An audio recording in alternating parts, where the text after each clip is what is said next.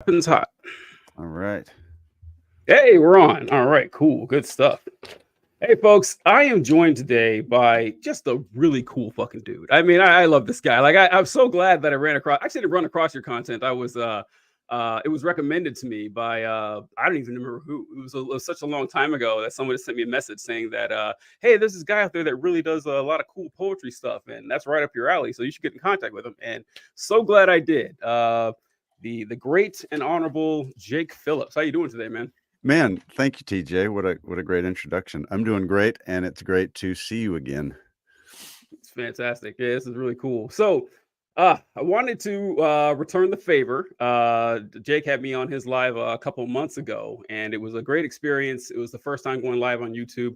I've done one more live on not on this channel. This is my first live on this channel, but on the podcast that I do at the Left Wing. We did our first live last week, and so I was like, man, I should really get going on this. You know, I've done TikTok lives before, but never YouTube ones because like I'm really just getting started over there. Kind of, it's just an experience. It's what's hard for me. So you see my content, like it's mostly Yeah, just pontification on right. whatever comes to mind, mostly political stuff. But it's really hard to do videos in which like a long form YouTube video and Right. just not rambling, but talking for 5-10 minutes when I have no one to bounce off of, which is weird because on TikTok I do that already, but it's for a minute and a half. It's a lot Right. Right. easier that way. But I don't know. I'm still kind of getting used to it. Have you like what's some differences you noticed between presenting on different platforms? Any problems that you ran across? Well, let's see. Obviously, with the orientation, you'll have TikTok is the vertical, whereas Mhm. YouTube is generally horizontal if you're not on shorts.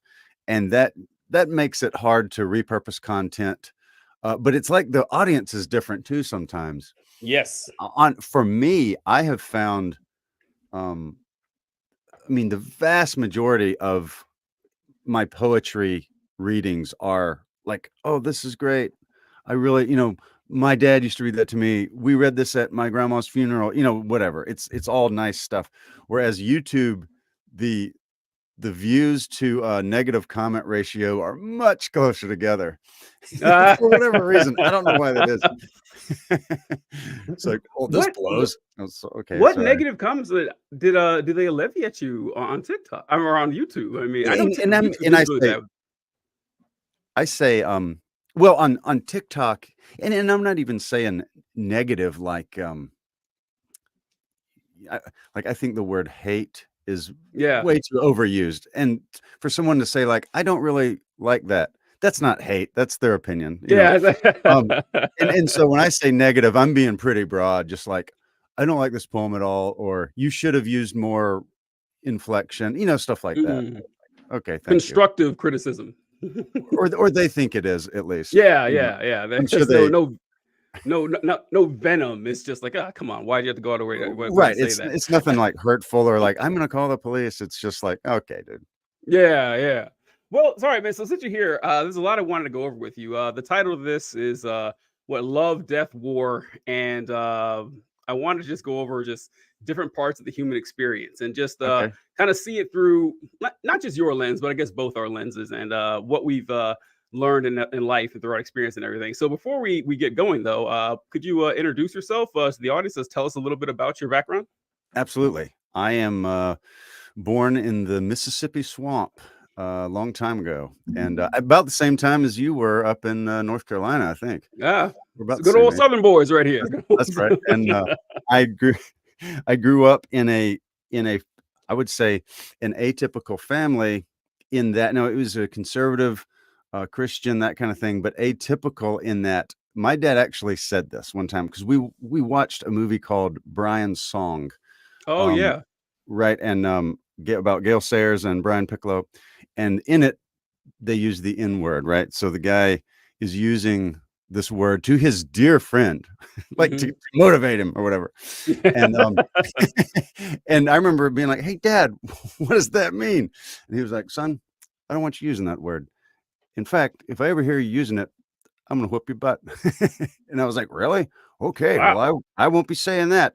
And so I don't ever have to censor myself because that word doesn't come into my mind, and I'm Yeah. really thankful for that. Like, um, so anyway, my upbringing, was in the deep South, but it was a little different than others. We lived next to Mississippi State University, so we were always having professors over from other parts of the world, and Dad would always say, "Hey, let's tell us about your country. What's the food like? What do you do for fun?" And that was, just looking back, wonderful for me and my upbringing to see that what I do and see and eat is not necessarily normal to everybody. That's just normal to me. And I think it was I think that was I enjoyed my upbringing. Um, Later on, went into the Army, um, got married, got got out of the Army because I didn't like it, and we'll probably get into that.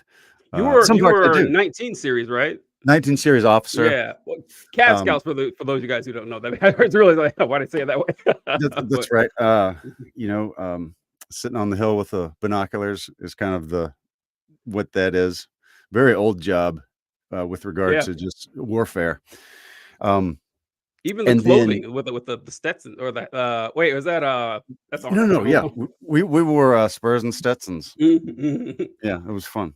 And so we'll get into that. But it was in the Army, and then I got out, got into some. I was doing a lot of contract work at like Mercedes Benz and Kia and Toyota, some big car plants as a industrial deep cleaner. Um, so that was fun. And then eventually I got into voice acting, and I've been doing that the last almost 6 years full time, and kind of that's where I am now. And moved back. So now my dad passed away, so I moved back home to Mississippi, just because I've got younger brothers and sisters as well, and kind of be a family man. And so yeah, that's where I'm at right I now. gotta say, really good on your dad. I mean, that's like hearing this. It's actually, I mean, that had to have been so out of the ordinary. Like, when was your dad born? Probably the 50s or 60s. 57. Yep, Yeah. 57. So, and for having someone born at that time in Mississippi to be that cool is, I mean, that's an anomaly. I mean, Right. what do you think affected him to deviate from the norm that way? Well, in his case, because my grandpa was not like that. What you would expect, your dad, your folks. He and my and my grandpa, he's still living, and he's a good dude, but he definitely has old ways of talking. And if you ask him, it's like, "Oh no, that's not what that means. It just means lazy person."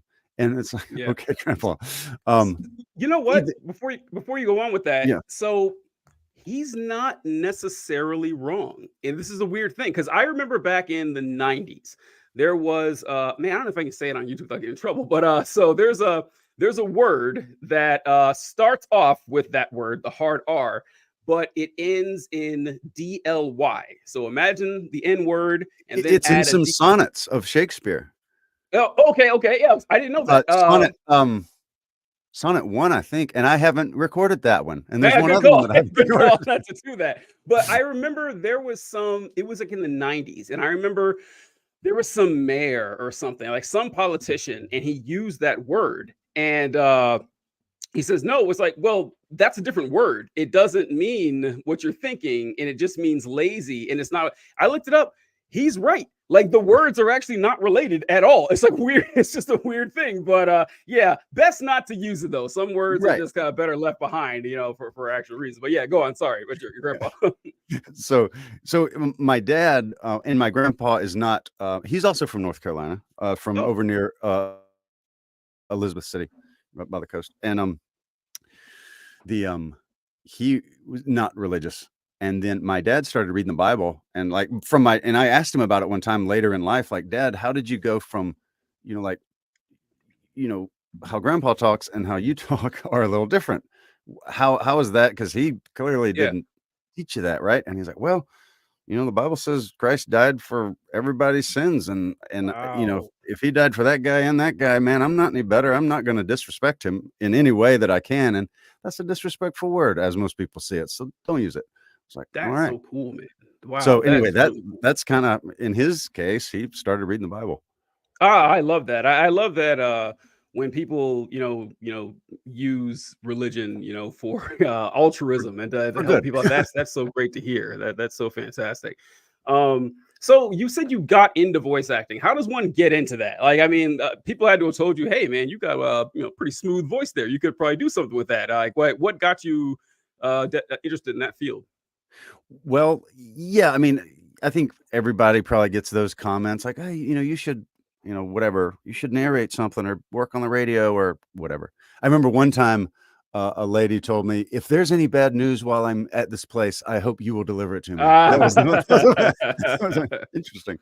Um, the I started well, when I was in the Army, I went to the theater a couple of times with my platoon sergeant. And I kind of fell in love with the idea of performing, kind of Mhm. like, oh, there's someone pretending to be totally different. And that up to that point, it was terrifying to me. But Yeah. but I thought, you know what? That's actually, I don't know. I might want to try that. So that was like 2008. Around the same time I heard Kenneth Branagh do an audiobook from the Chronicles of Narnia series, and he was amazing. And I thought, Mhm. wow, that's amazing. I kind of want to do that. So, but I didn't do anything about it. I think 2000, maybe 15, I'm working in factories and stuff. And I'm kind of like, I don't really like this factory work. And I think that if I worked at it, maybe someday I could, I could do this for a living. I don't know. I'll try. So I would just go on YouTube and find, snippets from great narrations, Morgan Freeman, Mhm. Tom Selleck, of documentaries is kind of how I started, and just try to imitate them. So I would listen and say it back, and then like, wow, he is so much slower than I would have thought. Like when you actually take the time to imitate it, you realize how slow Morgan Freeman talks and how he's constantly changing the pace. Like, and Mhm. so I started picking up on this, and eventually I bought me a little mic and you know, pretty much got on YouTube and went down the rabbit hole. Every day on my lunch break, I would be watching YouTube videos. I had a job in a rail yard, sort of checking. Um, we'd have in these big rail cars full of raw materials. It was a tire factory coming in, and I would go out and I'd be checking them. And there's a lot of walking involved because you're walking down this rail yard, checking Yeah. numbers and all. And so I would write like sonnets or poetry or something and be like memorizing them, but quoting them in a different accent or something just to practice. And yeah, about 2018, I got to the point that it was like I had enough work coming in that if I could quit my job and have time to do it, I could I could take that chance. And so I've been doing that since 2018. That's really cool. That's really cool. You're right about the I will ask this. Do you like the sound of your voice? Because I mean, you said everybody hears that. I'm sure everyone does not hear that. Everyone does not hear, "Hey, you got a great voice." I'm positive. You hear that, but everyone doesn't. But I've always got that too. That oh, I like to because I hate the sound of my voice. Like most people. Most people hate the sound of their own voice. And even if you don't hate it, it's weird to hear it. It's actually one reason that it took me so long to start making content at all because Mhm. I was just it just irked me at the thought of having to record and listen to myself over and over again, and it's terrible to do so. So, do you like the sound of your voice, or have you liked it, or have you grown to like it, or what? I suspect that I've grown to like it. I used to Mm, hate it, like yeah, loathe it. And it was because I was I talk very nasally, I didn't really mean to, but I just was. And now, that's great for a comedy character in an yeah, animation or something. But like you don't want to walk around like that. But that's I just had a nasally sound and I think looking back, I think it's kind of a southern laziness, right? And I think it shows up in our accent. It's like, man, why are mhm, you doing it like that? It's just like everything's dragging along. Blah, blah, everything's, I don't know. I couldn't prove that. That's just what I suspect. It's sort of, yeah. It's just your theory, but you it's got it. hot and man, I ain't too Yeah, motivated. And it just sort of drags out. Well, in order to you can keep your nasal passages open and that will improve the mellifluousness of your voice, but it takes a little effort, at least until you get a hang of it. And now I sort of do it by second nature. You sort of open everything. Anyone that sings, especially classically, would know what I'm talking about. And that really changes the way the air comes out of you. And so now, so between, learning how to carry myself a little bit and then sort of listening for hours a day to myself, between those two things, I'm okay with myself now. Yeah, yeah. You're kind of forced to, because you couldn't keep going on if you were just dreading it every single time. Mhm, So, mhm. and you get better, and you get better. You find out, what you like, what you don't like, critiques from others, it's really great to look back in the past. Like you go back, to, oh man, see how far you progressed. This is Right, fantastic. Do something like that. And you were talking about the Southern drawl or whatever, and I wouldn't call it laziness. It's more, but you kind of brought it up that it's hot. People, you're not going to be fast paced like you're going to be in Rhode Island or something like that. You're right, gonna die. So I've been fascinated at um, the similarities that at least I hear between like British accents and Southern accents, and I mean, it's of course it's going to be there because Southern American English is a descendant from British English, just like the rest of them, but I hear it more pronounced in Southern English, and it's mainly because of the R's, because the R's are dropped a lot in British accents and they're dropped a lot in Southern accents. So it's just I love watching like the diversions of language and stuff and how I they do turned too. out. Like speaking English means, I mean, there's how many dialects of English, and actually it's kind of innumerable since English is essentially the lingua franca of planet Earth, and Right. every country in the world has an English speaking subset or whatever. But I wanted to go with right before we started, I saw a video you did about Macbeth where you gave like a 30-second synopsis of what Macbeth was. That was really funny. I thought that was great. What gave you that idea? That was fantastic. Well, it's kind of my channel is the cultured bumpkin, so it's sort of the juxtaposition of like high literature, but then also I'm from the Mississippi swamp, so I can't take myself too seriously. But I love this stuff, and I think you should love it too. And here's what it's like. And I think a lot of us have gotten away from some real classic stuff that we would really enjoy if we would just take a look at it. And by doing that, it kind of makes you think, and I don't think it was 30. I wanna say, I think it was 11 seconds It, because it it was was really short. Yeah, you're right. It was from really the short. time, Maybe like, from I don't know, I the timed it and I was like, "This has gotta be one of the shorter synopses in history that of Macbeth."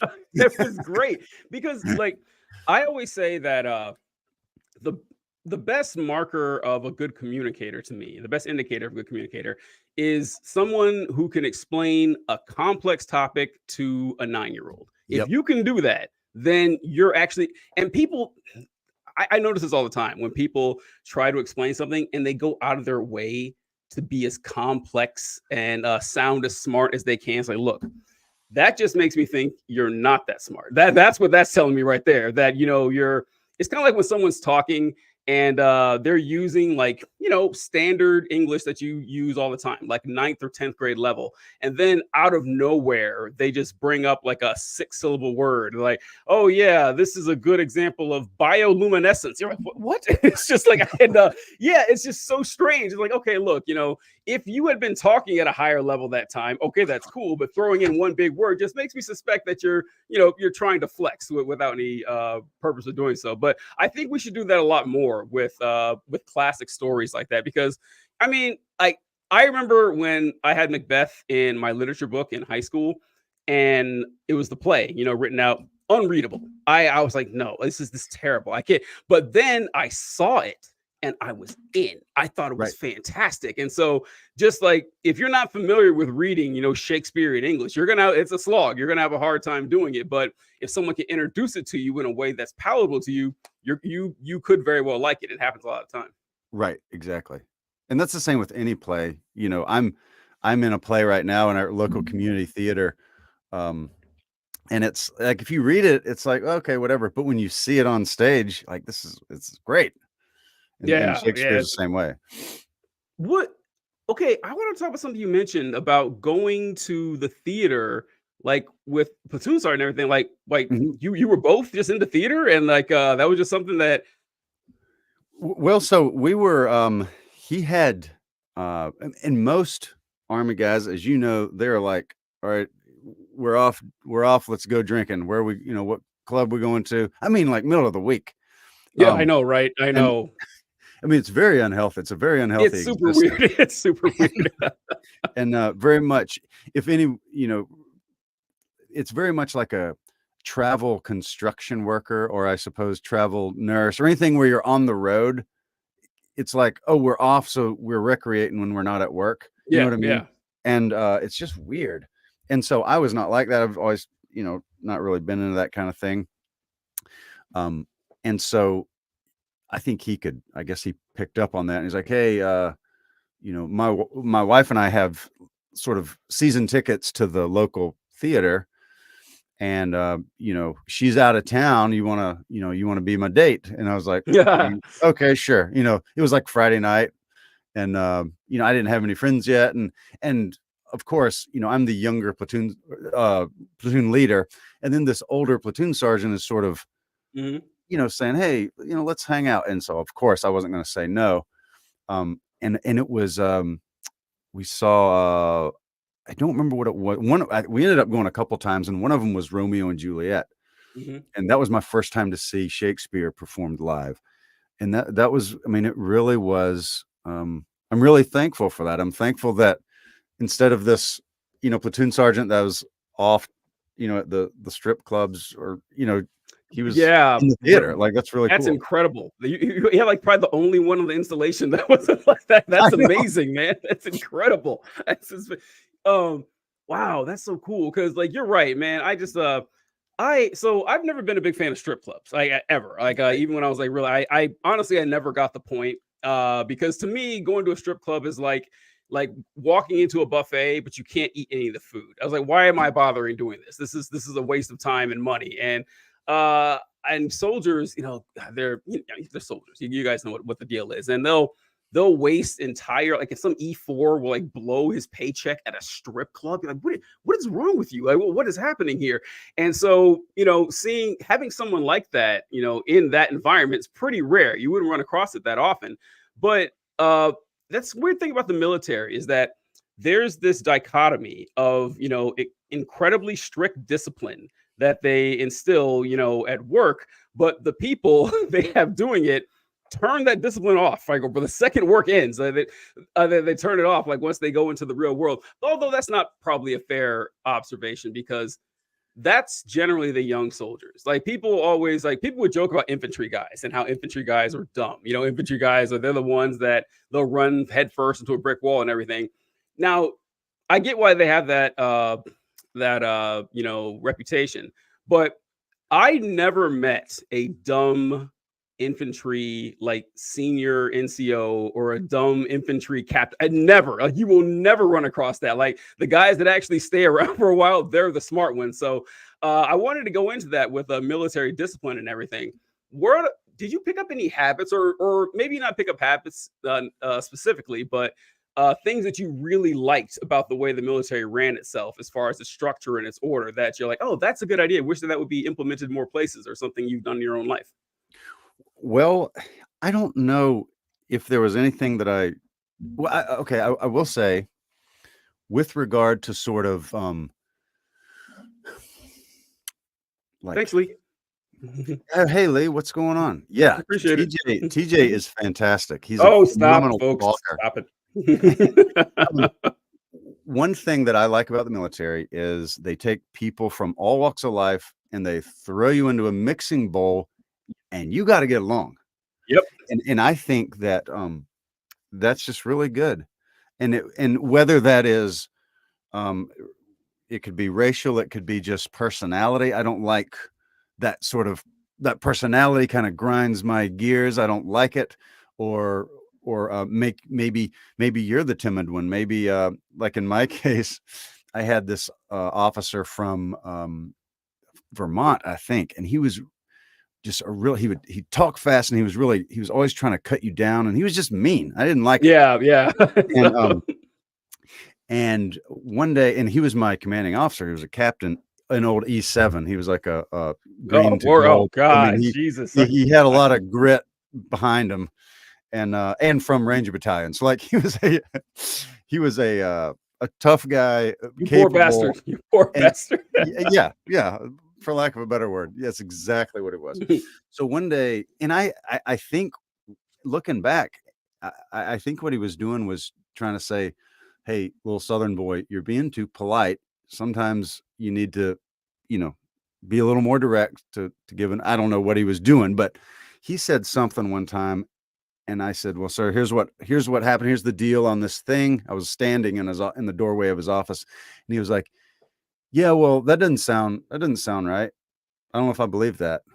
I was like, "Sir, I don't care if you believe it or not. That's what happened. Bam, I was right there. I saw the whole thing. You can talk so and so, so and I lost my cool a little bit Yeah. and started talking fast and sort of told him what was up. And he looked at me and went, nice, and went back to writing. And he was nice to me ever after. We still Oh keep god. in touch. He follows me on YouTube. Like he probably gonna see this. Like Shane, if you're watching this, anyway, uh, and that was a great moment for me in my professional development. Like sometimes there is a time to say, all right, I know you're a Southern man that likes to sugarcoat stuff, but you need to be a little more direct. That was very good for me to say, just you don't have to be mean, you don't have to be Yeah. nasty, but be direct and just Yes. like you're saying earlier. Sometimes like a big $10 word can be just as much of a comprehension speed bump as just beating around the bush about it. You Yeah. know, Yeah. just get to it, say what you mean. That was very helpful for me professionally, personally. I liked that. I liked that it made you, when you're showing up, it kind of makes you have to you have to care because you're gonna get eaten alive if you show up and you don't care and you're not prepared. You will be eaten Yes. alive.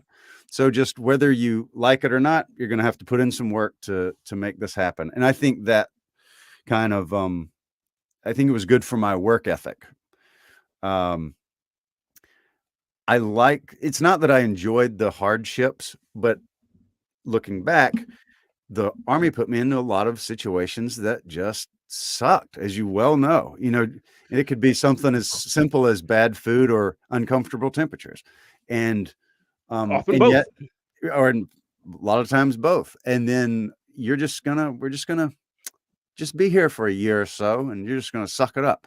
And that has made the rest of my life easier because I'm Yeah. always, people around me will be maybe whining or complaining about the weather, or whatever, and I'll just kind of be like, this really isn't that bad. So, Oh, it's one of those like, oh, you want to whine? I'll give you something to whine about. yeah. Um, The and oh, good. So anyway, I think a lot of I got so much out of the Army, but I think for me it was more personal and professional, more so than that. I do like that they put everything in manuals, and if you want to learn something, it's been written down before. Yeah. I You're not think gonna that stump them. no, somebody's already thought about it and wrote about it at length. The the most important thing that you mentioned, I think, for anyone listening or whatever, is that it is not for everybody. That is something that I stress the most about the military, that it is not for everyone. And uh because like the methods that they use and the stuff that they teach, it does work if you're the right person. Because like I can see it not work. It doesn't work on most people. Like most people serve, the average time people serve in the army is like 3 years and they're out. And so that's just it's kind of it works with a specific set of people. But I wrote down a couple of things. The first thing, when you talked about your commander, and I don't know if I ever told you this story, but I was sitting at a table once. I was in the army, and I was there with an E7 and an O2 and a lieutenant. It was a sergeant first class and a lieutenant. So I'm sitting there at the table, and this private walks up to the sergeant that I'm sitting next to, and he goes to parade rest, and he goes, Sergeant so and so, just to, addressing him, and then the seven's on his phone, and he just sits there on his phone, like doesn't say a word. And so like the private's there again. He goes, excuse me, Sergeant so and so, Sergeant. Like he's 2 feet away from this guy, and he's just on his phone, just doing whatever. And so me and like the lieutenant, we're looking at each other, and Lieutenant goes, "Oh hey, Sergeant so and so, Private, Smith, just called you." He goes, "Yeah, I heard him." And I was like, and he just stayed on his phone. Now, I remember watching that and saying, I hope I'm never that kind of person. I hope I am never the kind of person that just feels like, since I have this rank and this power and this authority, that I get to treat people like shit because they are, their pay grade is lower than mine. And and I remember thinking, so the only caveat on this is I knew this private. And this guy did ask a ton of stupid questions, like 9 out of 10 times, like it's something we already went over or something that he should know by now. I got it. Even still, if that happens, and yeah, and by the way, I'm more than willing to, like, this. I'm being as charitable as possible. I'm more than willing to admit that whatever he was typing, that text message, that email, could have been very important too, and almost certainly more important than what this private was going to ask. All you got to do is say, "All right, I'll be with you in a second." Like, that's it. Yep, That's yep. all you have to do. And I tell you, the ones who were the worst with this were the crusty old ESEP. They were the worst with it. Like, I could, in a million years, I could never imagine a lieutenant colonel doing that. Like, I could never imagine that. Like, it's just like there's something about like the grumpy old, like old E6s and E7s. They were just, I guess first sergeants they're supposed to be that way. Who knows? But it's just that it's just awful. And I can't stand that. That's one thing that I didn't like is when I often talk about how people say the military is full of the best and brightest. It's not, folks. It's not. Let's stop it. Stop saying that. Like, it's like the military is full of regular ass people. That's who's in the military. And they signed up to do a job. And I don't know if you noticed this. When I joined the military, the first thing I noticed was that, oh, this institution is mostly full of assholes who want to be in charge. That's what's going on here. Like, a lot of them really can't wait. They get some authority and they just run it into the ground. And what you mentioned about how it prepares you for hardships, that is so true. The example I think of is one night I was out in the field and I had to go leave, where we were sleeping just, on the ground. And I had to go leave for a meeting or something like that. And so I asked, someone was like, "Hey, it looks like it's going to rain. So I have to leave for this meeting. If it starts to rain, can you like roll up my sleeping bag and put it into my rucksack, or whatever, so it doesn't I get see where drenched?" this is going. I come back, from the meeting a couple hours because it's like far away. I came back from the meeting. Of course, it was raining. Sure as shit, my sleeping bag was just drenched. And by now, not only was it wet, but it was also like the ground had like a quarter inch of water all over it. So I couldn't even move it to somewhere dry because like putting it on the mat didn't matter because it just soaked through. I was like, so crawled in my sleeping bag. I laid down, and every time I was wet. Every time I moved, like my clothes or the sleeping bag would just like slide because it was wet. It was just terrible, and I couldn't sleep. And I had this moment where I was like, "All right, TJ, this is what we're doing now. This is what we're doing. Like, you're sleeping in the water. It's not going to change. Sitting here being upset about it's not going to matter." And then I fell asleep. I think about that moment all the time. I think about it all the time. Whenever I'm doing just shit work, or whenever I'm just like trudging through something that's awful, it's like, this is what we're doing now. Like, just stop complaining about it. Just get to work. And the last thing I wanted to add is when you talk about when, I'm sure you've had these instances too, but I remember January 6th, like right after January 6th, 2021, and the National Guard had been sent up for Biden's inauguration because, obvious reasons. And so Trump was still in charge at the time. And I kept seeing all these articles back in the Facebook days, all these articles like my friends were posting and stuff. And it was talking about the National Guard. And it's like, the National Guard, they are sleeping in parking lots. They are sleeping on. Do you remember that? Do you remember that? Our troops deserve better. Like, they're in a parking lot. That's pretty nice. I definitely saw a lot of those and had a chuckle. Remember that? Oh, yeah. I was like, folks, listen, if you talk to those guardsmen, like, this doesn't crack the top 10 worst places they've slept. Trust me, like, it is fine. That was pretty funny. I don't know, but it does help you put stuff into perspective. You're like, okay, look, it could be a lot worse. Shit could be a lot worse than it is right now. I liked the structure in like a 5-paragraph op order is great. Like, Yep. for planning in the future and stuff like that. Like, did you Do you use any of that like in your regular life? Well, as far as the be bright, be brief, and be gone when you're given a briefing. I Mhm. use that as often as I can, even in a phone call. Like if I'm calling somebody, I'm not going to sit there and talk your ear off. I'll say, Yeah. hey, this is, Jake, here's why I'm calling, and here's what I'm calling about, whatever, and goodbye. And, and so I definitely use that. Obviously, that goes into more detail than I generally will, but as far as like, what's the situation? What are we even talking about? Okay, let's have that. You can loosely do that in an email. Here's what Mhm. the mission. Here's what I'm asking you about. Here's what I need guidance on, or ask, whatever. And then, if we're, do you want to come camping with us? Like, make sure you bring your tent or whatever, which I didn't camp for years after getting out of the military. I'm just now getting to where I'm like, no, that kind of sounds fun. I got kids, and I might do it. But yeah, that I got all funned out on camping. I will tell you Yeah, that. I it's can't look. I don't go camping. I camping would cool. Camping would be cool if I'm not spending the night outside. I'm not doing that anymore. That's where I draw the line. Like being outdoors and stuff is fun, but I'm not sleeping out there. That's not going to happen.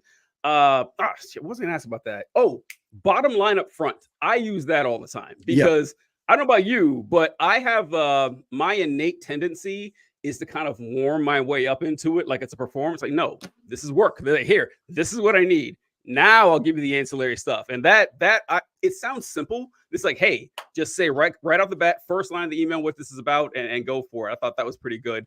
Um, I just had a story about 5 paragraph op orders. I just it just now, but it's always bugged me that military ceremonies have start with an invocation and a benediction. For those who don't know, they're prayers. Like the ceremonies start with prayers. That's always annoyed me because like uh and that we have chaplains like James Madison, who wrote the First Amendment. He did not like the idea of military having chaplains because he thought it violated separate church state. It does, and but he was shouted down, which I found funny. The guy who wrote the First Amendment was like, "No, buddy, you're wrong," and so he lost out on that. So I wrote this. I wrote out this op order for this ceremony we were doing in my battalion, and of course, yeah, invocation, benediction has to be in there, whatever. And so I was like, I'm not putting it in there. And I said, I'm not putting it in there. And when I turned it in, to the sergeant major and the battalion commander, I hope they asked me why I didn't put it there. It's like I hope they asked me why it's not there. And so I wrote it out and I turned it in and I kept waiting. I kept waiting. And then I got an email. It's like, looks good. I was like, what?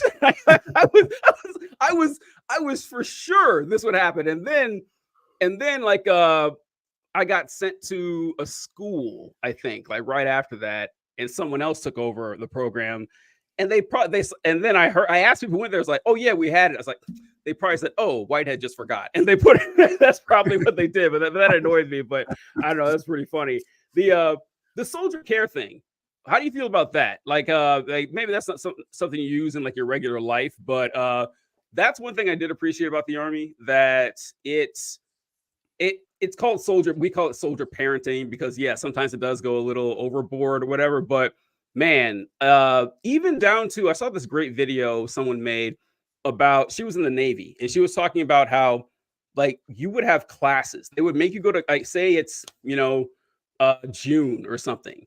And they'll bring you together and they say, hey, listen, summer's coming upon us. You guys are going to be outdoors. You're going to be boating. Here's some little bits of advice to make sure you know how to put on a life jacket, survive. I mean, like actual good stuff that, and she's like, I wish like regular jobs would do that. They won't, but it does help out the workforce, and it's kind of a good experience, I think.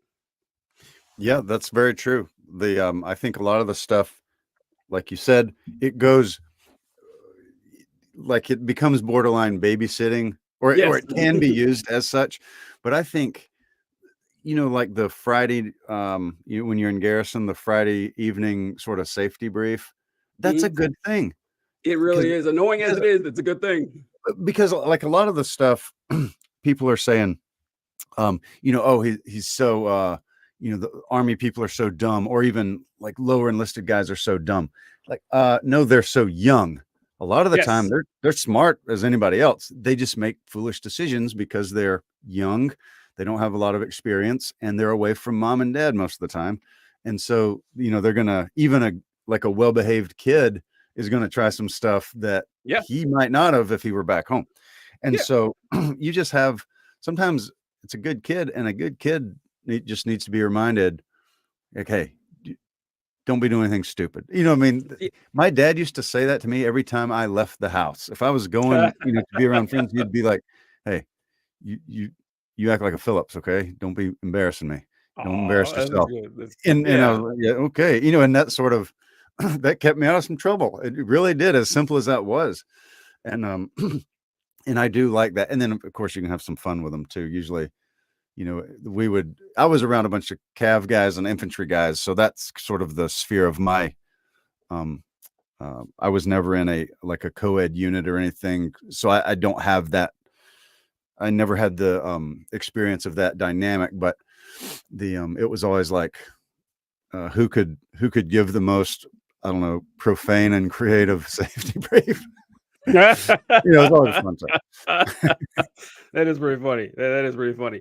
They yeah, I don't know. You're right. It's just that they're so young, and people like to talk like they didn't do stupid things when they were kids. That they did, and it's like, yes, you did. You absolutely did. And stop judging this 19-year-old for behaving like a 19-year-old.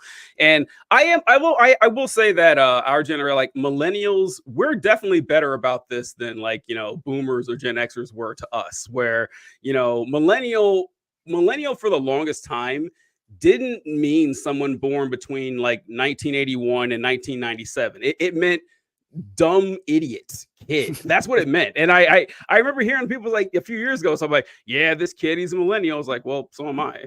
Like, what are you talking about? Because people didn't really realize what millennial even meant for a long time. Right. And I don't know, I like shitting on people just because they're young. It just like people's memories are just so short and trying to think about what you were like as a kid. And the dumbest, look, this is like, I don't try to get political and everything here, but it does bother me when people like dunk on people whose lives aren't in as in order as they believe they should be. Yeah. And it's like, have you ever, you ever drive drunk? You ever, have unprotected sex with someone you didn't know that well? Mistakes anybody could make could ruin your life. Like mistakes most people have made, and a few people, those mistakes actually ruin their lives. Like you're not better than them. Like you're not. You're a human being, just like they are. And like I don't know. I that's one of my pet peeves. I can't stand when people like try to flex on folks because they're lucky and they aren't. Yeah.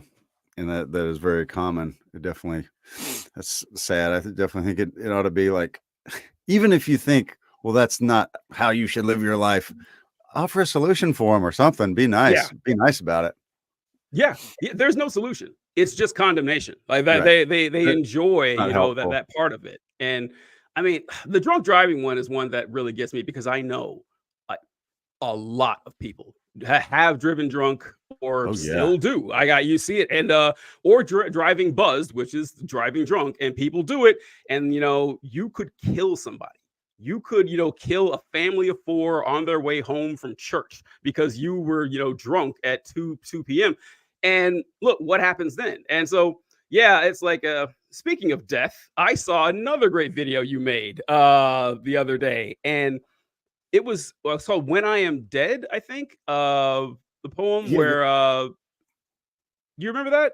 Yeah. I forget who wrote that. When I am, was that When Christina I am dead, Rossetti? my Maybe. dearest, sing no songs for me. I think Christina Rossetti. I want to say,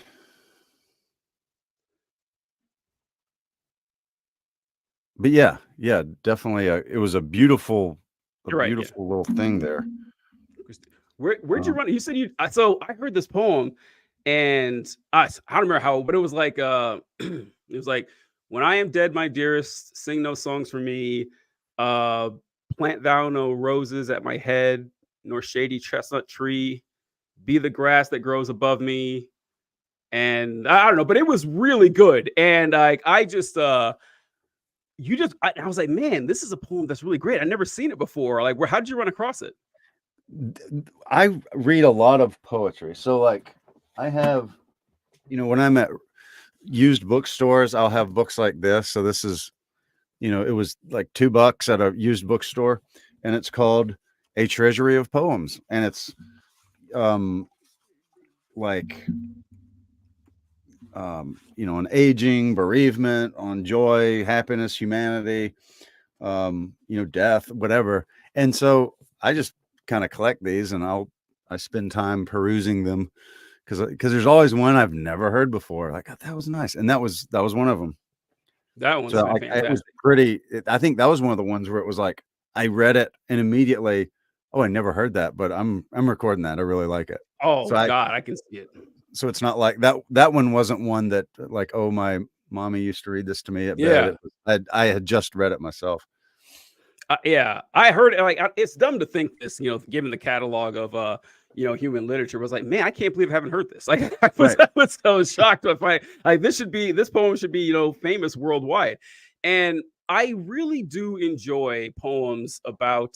That's what's great about storytelling and poetry is how they convey emotions and Mhm. using the human voice, because music is the best avenue for this. I think I often say music is like the closest thing to magic that's not actually magic. Like, I cannot believe human beings can actually create music. It's that powerful of a tool, but the human voice can supplant it in a lot of ways.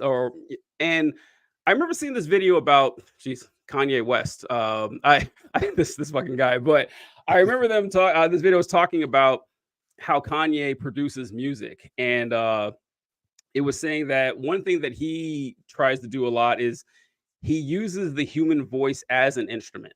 And he'll like overlay a bunch of voices together to make it sound like an instrument. It's like, holy shit, that's incredible.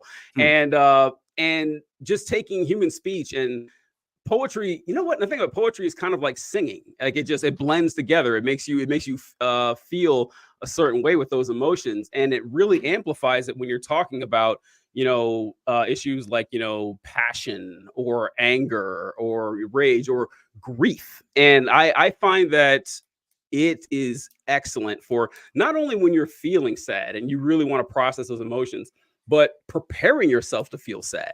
And that's what I like. I've never in my life, I've been fortunate. I'm 41, and I've never had anyone very close to me die. I've just never happened. And my grandparents, all four of my grandparents are dead, but I wasn't close with them. And the longer I go, eventually it's going to happen. Either happen to me, if I'm lucky, or or someone else. And preparing myself for that is like it's traumatizing to think about. But I do read about poems about loss and grief and trying to process that. What are some, or first of all, what do you think about that subject in general? And are there certain poems that stick out to you in that field? I love that sort of thought process that you just laid out because, in my own life, I was very close with my dad. I've mentioned him a couple of times already, and he died. He died at 57 years old. That's way too young. And Yeah. the he had cancer, and I think that with poetry, a lot of the times you can come across a poem where maybe you have feelings that you don't even understand, you just don't like them and they hurt, Yeah. and then someone can you can come across a poem that's 100, 200 years old, and it's like someone has felt the way that I feel before, and you feel Hmm. like you're almost like talking to a friend, or that they're comforting you. So I love poetry for that reason, because it almost helps you interpret your own thoughts, or make sense of them or something like that. Because I know when my after my dad died, I can remember just sort of violence of emotions, but not Yeah. I don't really know what to do with them or how to direct them, or anything like that. And so I love poetry for that reason. One poem is by Elizabeth Barrett Browning called Grief, and it's wonderful. And it just, the way it's written, it's like, oh, I think she had to have lost someone close to be able to say that. Like it's Hmm. just like, it seems realistic to me. Um, and obviously there's so many kinds of grief. Losing your dad would be different than losing your wife or, Hmm. a child. You know what I mean? It's there's different, it'll hit you in different ways. It's Yeah. not like you have one sad thing happen and now I have, I understand grief now. I don't think it's Yeah. like and not even with my brothers, you know what I mean? Like each of us might interpret our grief differently or deal with it differently. And so when, people are like, "Oh yeah, my dad's housekeeper's best friend died once, so I know exactly how you feel." It's Yeah. like, Right. So no, I don't think you do. Yeah, no. And there's. Oh, good. I was gonna say, I mean, this is funny and horrific, but we've talked. I like the Bible. I read the Bible for comfort as I would poetry, that kind of thing, Hmm. and wisdom. And so I like the Bible. I like Bible verses. One time this guy came up to me right after my dad died. Like I had Hmm. left work. My boss said, "Take as much time as you need." And I said, "Thank you." I went home for the funeral. I think I was off 3 work days. I was back at work on Hmm. Monday. And I was like, I think I just need to be back at work. You know what I mean? Like try to Yeah. get back Yeah. to normal, really. Um, and then so this guy walks up and God bless him. He was a nice, he was an older Oh fellow, no. Oh very, no. very uneducated. And he went like this, same tone of voice and everything. "Hey, all things work together for good." Whack! Oh And he whacked boy. me on the back. And I was like, Wow. I Wow. don't like I don't like Bible verses delivered that in that in that way. Anyway, Oh for God. those that don't know, that is from the book of Romans, chapter 8. It says, "We know that all things work together for good to them that love God."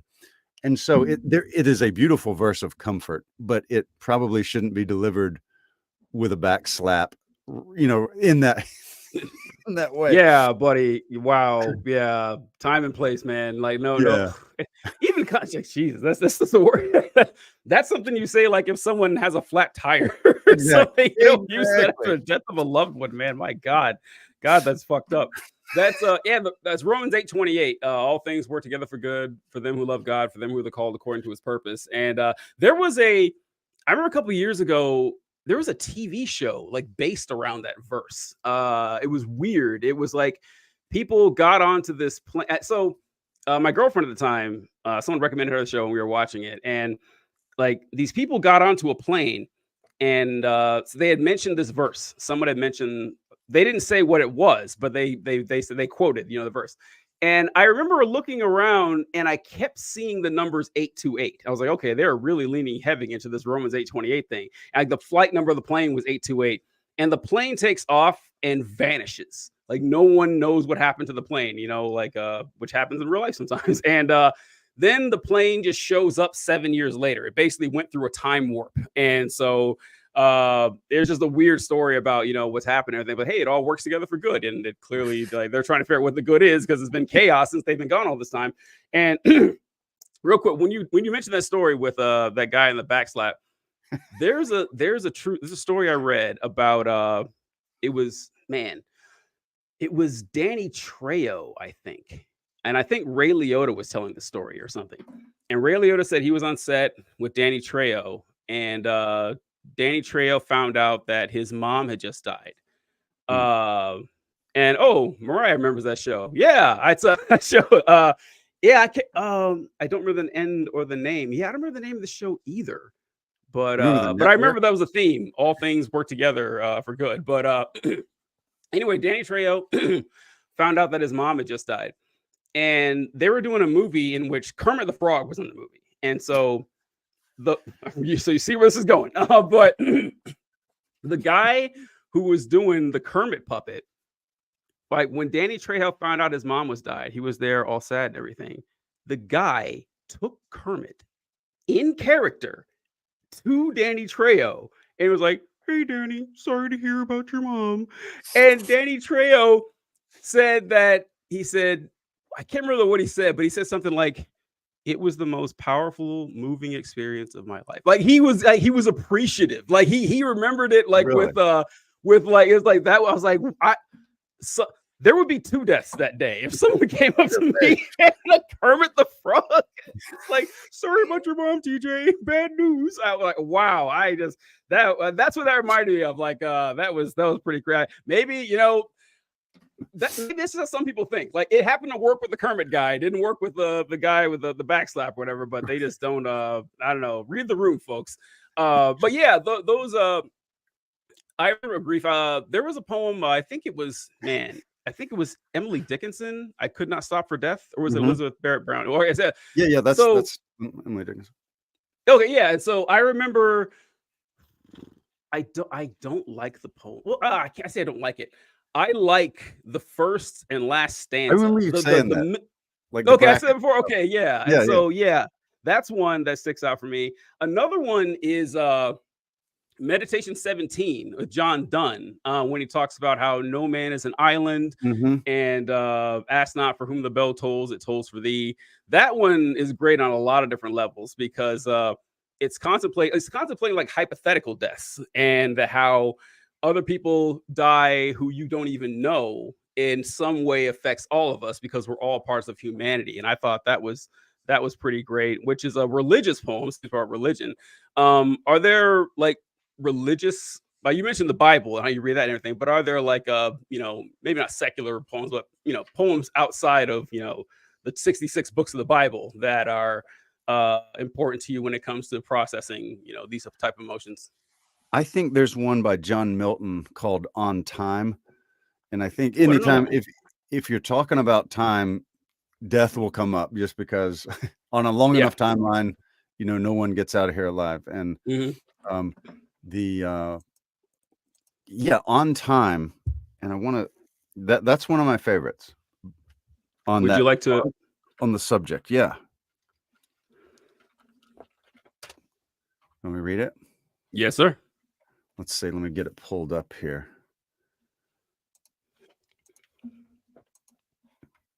Another one is your favorite, Ozymandias. Oh, I love Ozymandias. I I never mean, thought about that one with death. well, I mean, as far as with regard to, no matter how cool you are, Yeah. death's going to come for you, and Hmm. your greatest achievements are going to be right there with Ozymandias and his, whatever he thought was going to last forever. And I don't know. I think it's a good reminder of mortality. Yeah, true. Okay, here we go. On Time. All right. On Time by John Milton. Fly, envious time, till thou run out thy race. Call on the lazy, leaden stepping hours, whose speed is but the heavy plummet's pace, and glut thyself with what thy womb devours, which is no more than what is false and vain, and merely mortal dross. So little is our loss, so little is thy gain.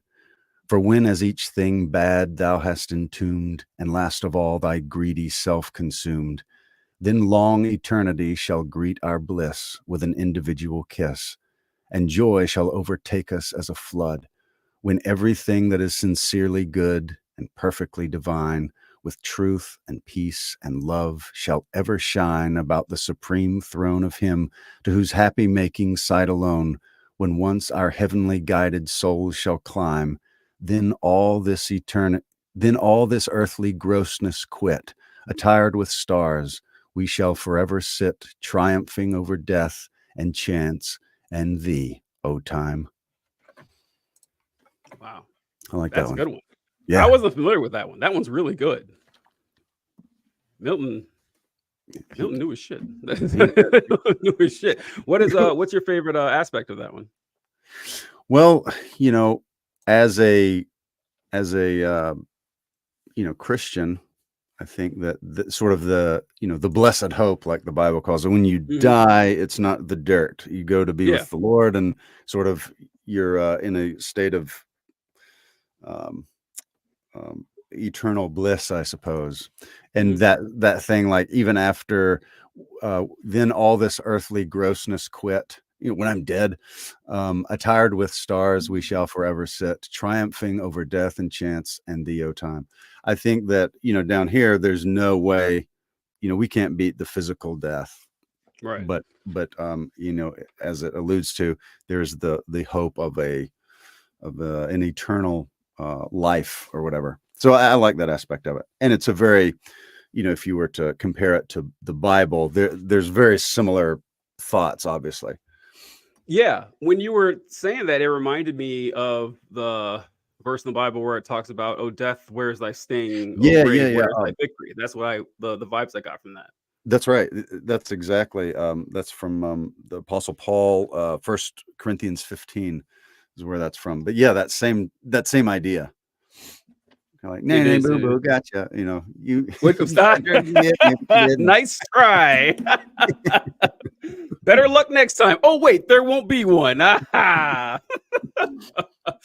uh, I do enjoy religious poetry a lot. Like I mentioned with John Donne and everything like that. It's still I still have a lot. Like I still love hymns, for example. Like there's a lot Right. of hymns that I really like. Although I find the older the hymn is, the less I like it. It's For the like wording or for the musical quality or both?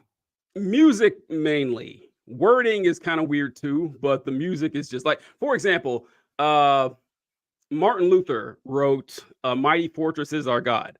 Mhm. I no, no. That song, it sounds like a song from the 1500s. So, for those of you who don't know it, it literally goes, "A mighty fortress is our God, a bulwark never failing."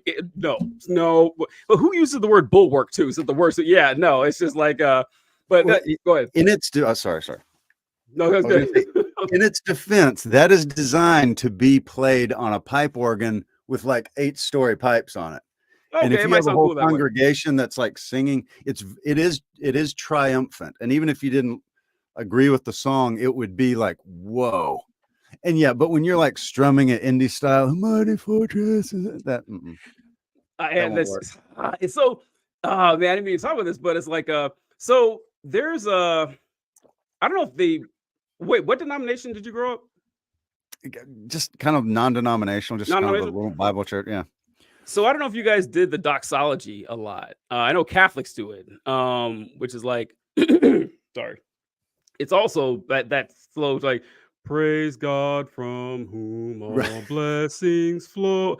I can't stand that. Like, we never really did that, and like as Baptists, but every once in a while I'd hear it, and I was like, "Ugh, I see why we don't do this because it is." But maybe that sounds cool on a giant pipe organ too. Although my mom liked this gospel artist named Helen Baylor, and she had a version of that song that was like she had done it in like this like Brazilian guitar and drum, and it's amazing. It's Interesting. so good. It's one of the rare times when I found like because I find like it weird to put like modern music into a really old song. It doesn't always work, but god damn, did it work that way. It worked really, really well. But religious poetry, it just does speak to you in so many ways. And like you said, not just like with death or whatever, but the same way that secular poetry does, because it's bonding and uplifting in a lot of ways, and helps you really focus on the human element. And there's another poem that I wanted to bring up. It's by a poem named Charles Edward Daniels, and it's a religious poem. It's a heavy religious imagery, but it goes. Give me a second. The devil went down to Georgia. He was looking for a soul to steal. He was in a bind. He was way behind. He was willing to make a deal. when he came, Charles Edward Daniels. when he came across this young man sawing on a fiddle and playing it hot, the devil jumped up on a hickory stump and said, "Boy, let me tell you what. I guess you didn't know, but I'm a fiddle player too. And if you care to make a dare, I'll make a bet with you. Now you play a pretty good fiddle, boy, but give the devil his due. I'll bet a fiddle of gold against your soul because I think I'm better than you." The boy said, "My name's Johnny, and it might be a sin, but I'll take that bet you're going to regret because I'm the best there's ever been. Johnny, rosin up your bow and play your fiddle hard because hell's broke loose in Georgia and the devil deals the cards. And if you win, you'll get this shiny fiddle made of gold. But if you lose, the devil gets your soul." The devil opened up his case and he said, "I'll start this show." And fire flew from his fingertips as he rosined up his bow. And he pulled the bow across the strings and it made an evil hiss. Then a band of demons joined in and it sounded something like this. Now, this is an odd part of the poem because, like, it tells you what something sounds like. So I guess we're supposed to just imagine what an orchestra of supernatural beings would sound like? I mean, I don't know, but probably pretty sick, honestly. But it goes on and says, when the devil finished, Johnny said, "Well, you're pretty good, old son, but sit down in that chair right there and let me show you how it's done. Fire on the mountain, run, boys, run. The devil's in the house of the rising sun. Chicken in a bread pan, picking out dough. Granny, does your dog bite? No child, no." And this is weird. Like, the devil just gives up here. I don't know. Like, maybe Johnny was supposed to play. I got me. This is a weird poem, man. I don't know what's going on. But the devil bowed his head because he knew that he'd been beat, and he laid the golden fiddle on the ground at Johnny's feet. Johnny said, "Devil, just come on back if you ever want to try again. I done told you once, you son of a bitch, I'm the best there's ever been." He played Fire on the Mountain, Run, Boys, Run. The devil's in the house of the rising sun. Chicken in a bread pan, picking out dough. Granny, does your dog bite? No child, no. So I mean, like, there's it. If that doesn't speak to, like, the concept of humanity, and our powers are not against flesh and blood, but against, our fights are not against flesh and blood, but against the powers of principalities of darkness. I don't know what will. Uh, Mariah says she wouldn't touch the fiddle if she was Johnny. It's true. You can't trust the guy. This guy. Yeah. Are you familiar with that one? Like, Charles Edward Daniels is not he was a contemporary poet from the 20th century. I don't know if you're familiar with his work, but Shoot, I've never heard of that. That's pretty amazing. What collection is that from? I'm just kidding. That's great. That's great. Yeah. yeah. On the it's interesting that it's in like with music, it is a biblical thought, because the Bible says that the devil is a musician, which is interesting. Yes. Yes. The workmanship of thy tabrets and pipes was formed in thee in the day that thou wast created. Thou wast the anointed cherub. Like, he was like the band leader in heaven, according to the Bible. Yes. So I mean, he's really good. And I don't think Johnny would have had a chance, but whatever. Apparently he was pretty good. I mean, it's written down right here that Johnny beat him. So I mean, Johnny, it's well, can argue with that. He could have upstaged and like, "Hey, listen, man, I don't want this gold fiddle. Like, I want your job. I want to be I want to be in charge now." That's good shit. But anyway, but man, like, hey, I thank you so much for coming on. Like, this is my first. I was a little bit nervous. This is my first time hosting a live on YouTube by myself. This is great. And you did awesome. where should I go? But it was. Say what? I'm just saying you did great. You feel like you're an old pro. So fantastic. Well, it's like a lot of this stuff. I mean, you know it. Like, making content. How do I put this? Some people are just good at certain things, or at least certain fields. I put it that way, and it doesn't mean that it's not hard work, and it doesn't mean that it's not scary, but you just got to get in there and do it. You just got to get in there and do it. Like, there's no reason for me to think this wouldn't work, but I was still, how it is. Like, you're still terrified either way, but it does mean a lot that you say that. So, but would you like to make a plug for all the folks? Yeah, sure. So, my YouTube channel is The Cultured Bumpkin. If you're still watching this, I'm assuming you certainly you like TJ, you might like classic literature, and you should follow me. There's a lot more that came from a lot of stuff from the classics, and also TikTok. I'm The Cultured Bumpkin, and those are the two places to follow me, is YouTube and TikTok mostly. Well, I mean, they may like me, or they may like classical literature, but they also may love just staring at two incredibly handsome dudes. Like, that could be it too. I mean, hey, you can't leave that possibility out. But for whatever reason you're watching, we appreciate it, folks. And Jake, thanks so much. I enjoy your work, and I follow him. You guys should too. If you're not, what are you doing? But appreciate it, and peace out, guys. Thank you, TJ. All right.